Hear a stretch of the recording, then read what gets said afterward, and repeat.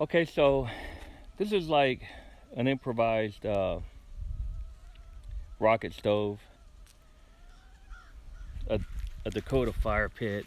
No, well, not really a Dakota Fire Pit, but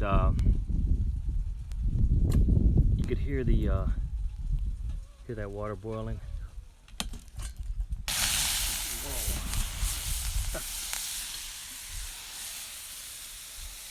Anyways, it's good to, I'm gonna go ahead and make a coffee.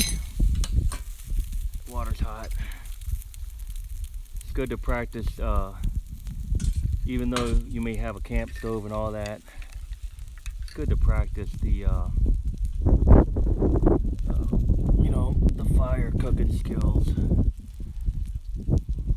with just materials. Now this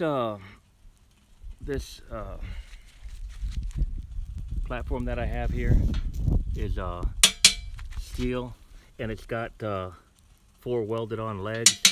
Just a piece of 3/16 inch steel, about what's that, 8 inches right here, 8 inches maybe. I can't remember what these brick sizes are, but I got a channel right here for the air to come through. It's really hot, and it's the same principle. You have your logs going in, you look at which way the wind's blowing, and you just feed the flame. See that? Just feed it, and that'll heat everything up right there. I've got everything on a grate. That piece of steel right there is enough to heat up your fire, or to boil water. But if you had to, you could use mud or dirt, build it up on the sides, right, and then have your exit.